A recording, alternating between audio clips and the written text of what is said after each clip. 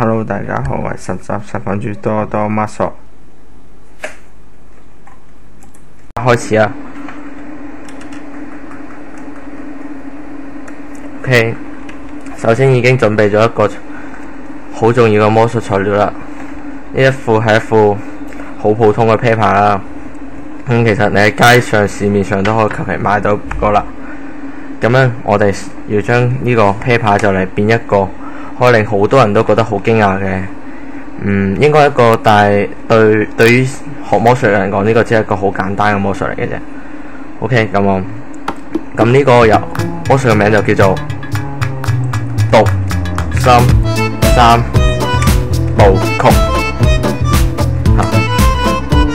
又可以叫做我自己將佢叫㗎啦，咁又可以叫做讀心三重奏。OK。咁首先我就將呢副牌好正常咁洗咗佢先啦。咁可能一攝像頭有時候快過頭錄唔到，咁我可以慢少少嚟啊。慢到咗。可以從呢邊睇，但我冇睇到呢度㗎。將佢咁樣切入去，洗咁洗，其實我係有洗到嘅。OK。好，咁呢副牌就咁洗完畢啦。咁我哋要變呢個魔術之前，我哋要揀啲牌出啦。咁我就揀一部分嘅牌啦。太多牌嘅話，咁樣即係你嘅心思咁複雜，未必個個都可以明到啊嘛。咁樣我哋就減少啲多嘅線索啦。咁我哋就可以增加多啲嘅牌啦。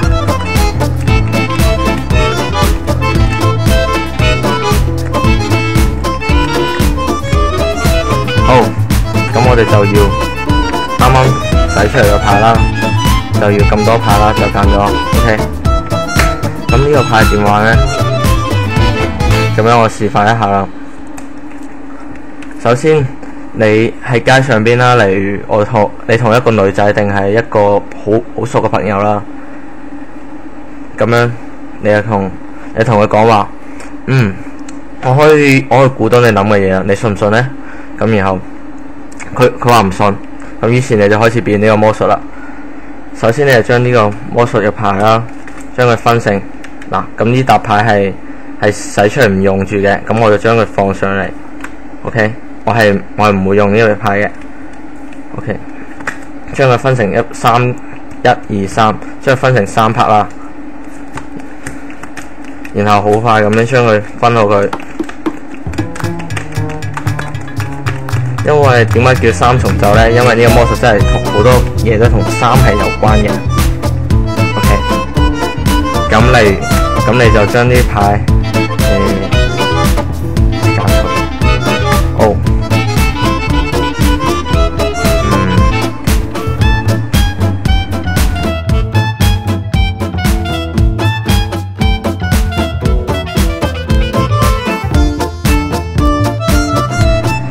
咁我依家重新去將呢副牌咧，就好似按照翻啱啱個步驟啦。咁我就去洗咗牌啦。好啦，洗咗牌就揀翻，求其揀啲牌出嚟啦。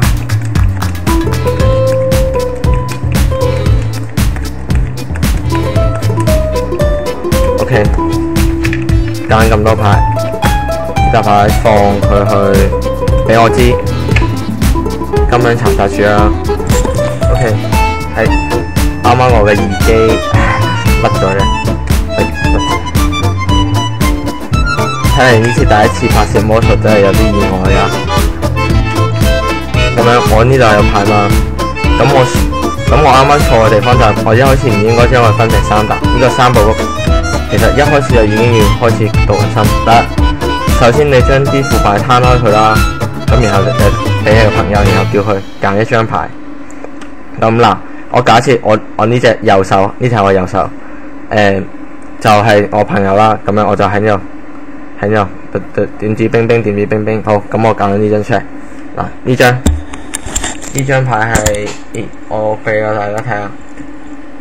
OK， 其實呢張牌我都係算睇到，不過我呢個唔係表演有幾勁，但係我主要係將佢變翻出嚟啦。咁當你知道呢個原理之後，我哋就會可以變到呢個魔術出嚟啦。OK， 咁我就將佢放翻入去啦。咁呢副牌其實我都係一樣係，我係唔知道嗰張牌喺邊度啊嘛。好，咁然後我再將佢重新三疊啦。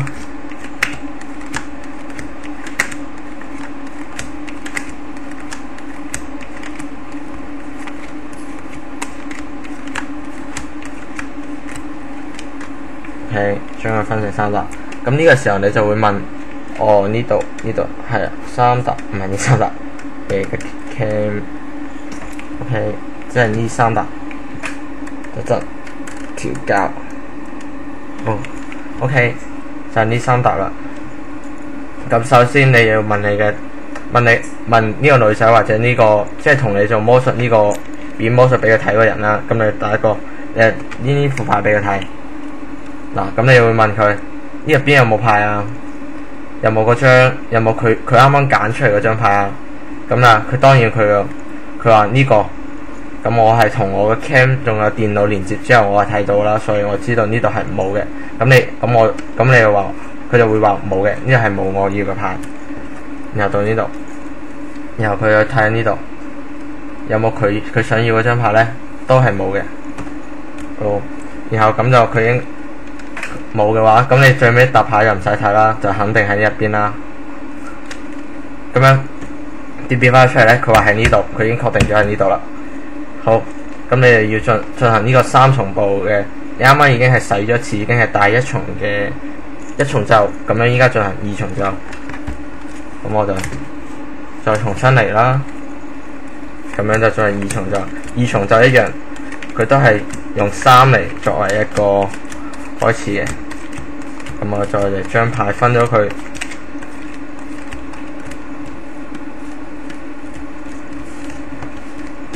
好，再嚟最尾重奏就係3重奏，都係一樣。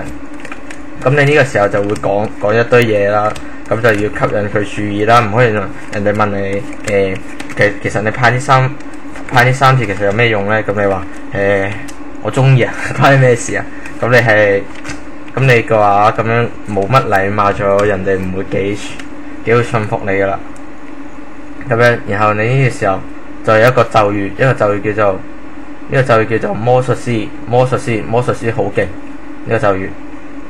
咁當你讀完呢個咒語嗰陣時，呢張牌就會出嚟噶啦，你信唔信？咁我哋試下啦。魔術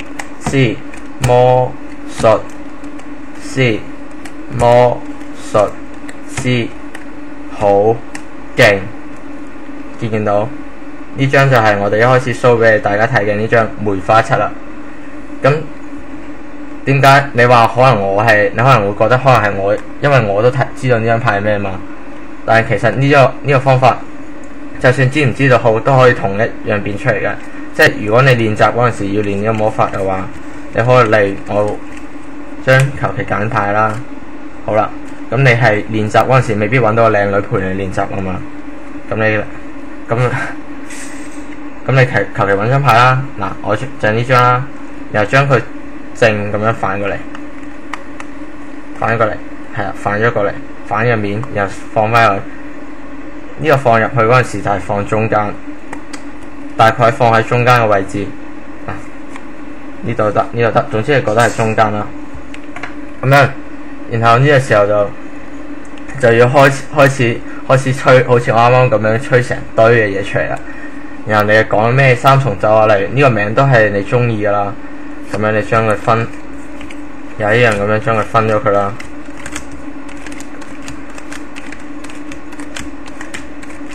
嗱，咁你已經睇到嗰個煙屎就已經分派到呢一笪入邊啦。咁當你詢問咗佢係喺邊笪入邊，佢就會講咗俾你聽喺呢一笪入邊。OK， 然後將呢笪，嗱，呢個方法呢個係依家做一個好重要嘅步驟啦。咁你將佢有呢笪放喺呢兩笪嘅其中一笪放喺個上邊，然後再將另一笪覆蓋上去。例如首先係要將你自己佢講出嚟個沓放喺是但一沓入邊，再將另外一沓搭埋上去。而且仲有一個重點就係呢度嘅牌其實一開始我分牌嗰陣時，我係自己有數到嘅，必須要做到有21張，即係呢個我寫個字出嚟，就係21，唔知睇唔睇到呢？21張牌先係可以嘅。呢個就係有啲我哋學校啲嘢啦，咁樣唔係幾好啊。好，21張牌先可以表現到呢個魔術嘅，所以你自己一開始講求其表演牌，其實唔係求其嘅。呢個係你練到好快咁樣記咗，大概係要快到21張牌啦。OK， 咁然後進入二重奏嗰陣時就係呢樣。咁你睇清楚。咁我將佢牌又係將進入二重奏嗰陣時，呢張牌依然會保留喺中間。無論你呢張牌喺左右中右，只要你呢張牌係啱啱放喺中間嘅話，佢點嘅位置一定要會喺中間。係咁我講一講下，我都唔記得咗我派咗幾多張4。OK， 呢度係4。OK， 呢個3。OK， 然後你將佢再派啦。OK， 咁然後進入三重奏嗰陣時，三重奏又係一樣將呢個吸上去，呢個再吸上去，即係將佢中間啲沓，無論係你呢沓喺呢度，總之從第二重奏開始就要一定要將中間個沓放去另一沓覆過上去。即係其意思即係如果你睇唔清楚嘅話，你可以再重新睇翻個視頻前面啦。咁我再進行最尾一重奏啦。咁最尾一重奏呢，佢都係會喺呢入邊嘅。呢個其實就係一個數學上面嘅規律嚟噶啦。嗱，然後再將佢第三重奏一樣，將中間嘅放上去，其中一沓又覆過上去。OK， 咁呢個咒語就叫做魔術師超勁。咁你可以另外改名叫做，例如叉叉叉好靚，或者叉。總之佢就要組成一個3、3、5嘅一個組合嘅詞句啦。就因為嗱，咁我試下，例如咁我唔可以用自己名咯，就求其用一個好似我呢度買緊廣告呢個字啦，叫做茶女王，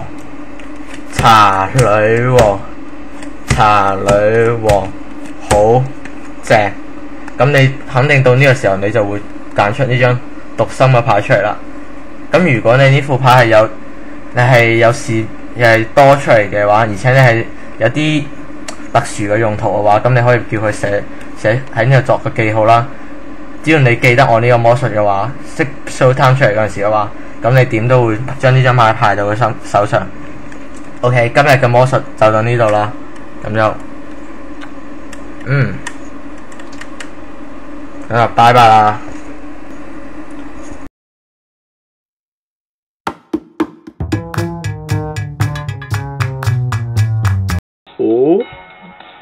光白，超恐怖啊！走啊！超卡過到去咯。點啊？跑酷啦！嚟啊！跑酷啊！喂，拜拜。拜拜，我卡咗啊真係。